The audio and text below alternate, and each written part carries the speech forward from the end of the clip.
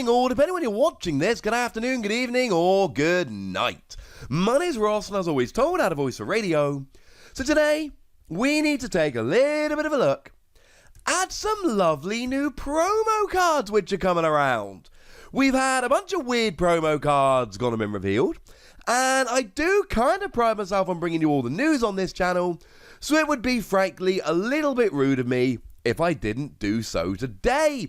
So let's start off with a new Centiskorch GameStop promo.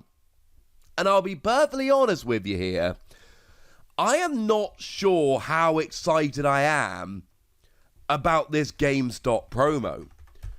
And the image is up there on the screen, and some of you here might be drawing parallels between this and a Copperaja promo that I showed you a little while ago. And the similarity here comes in the fact that this looks very much like a promo card that is indistinguishable from the version that came in the main set.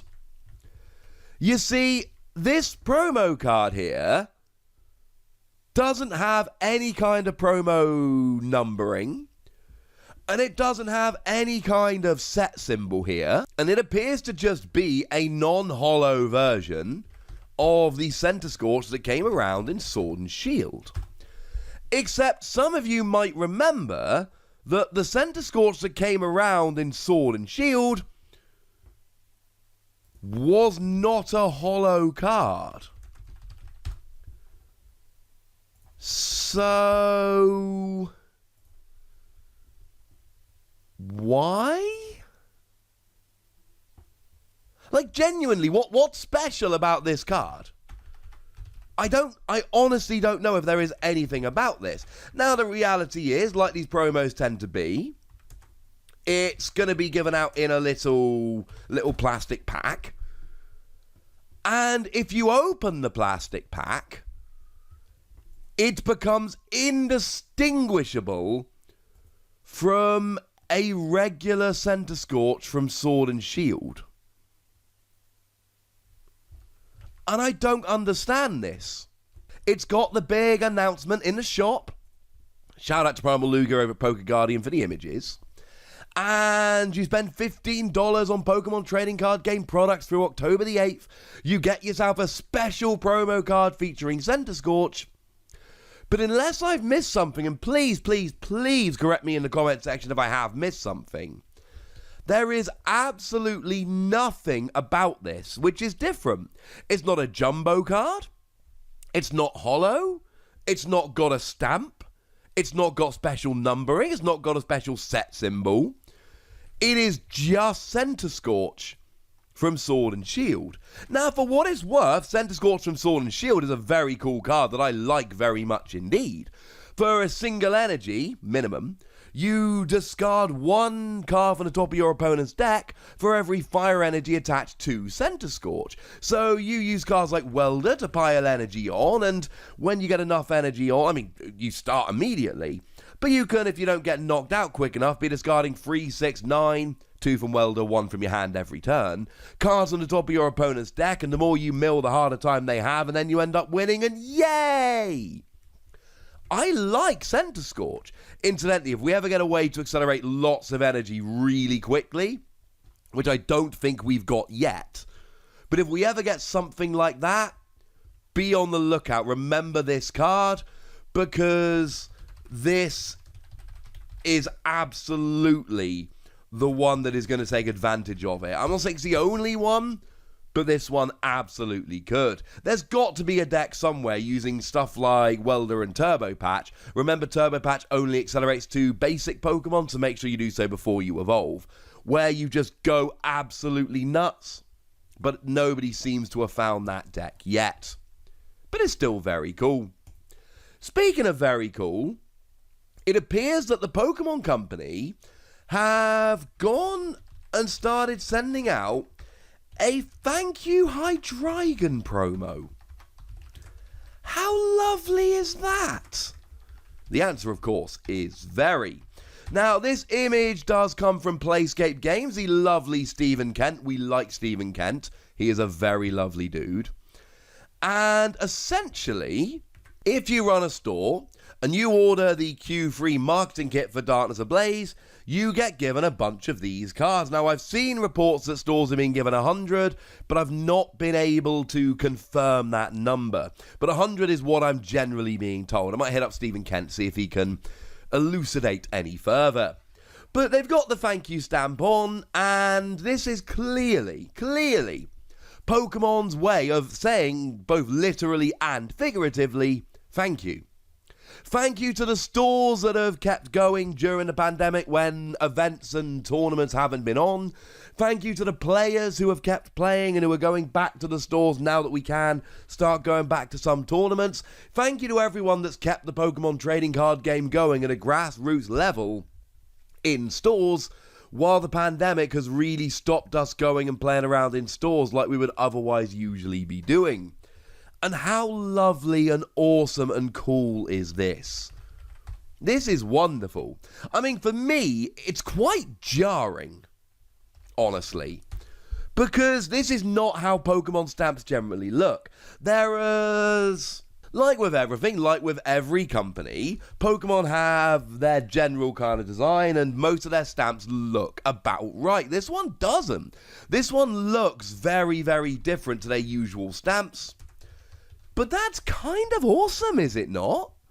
I really like the fact that it looks different and it looks weird and it looks unique, and it is there to just say thanks to everyone for being awesome and keeping the game rolling. Now, as for the card itself, it's actually a kind of cool card. It's another one of those, and we've seen these throughout the history of the game, ever since base set Blastoise, that just lets you attach as much of a particular energy from your hand as you like during your turn. In this case, it is darkness energy from your hand to your Pokemon. So that's kind of lovely.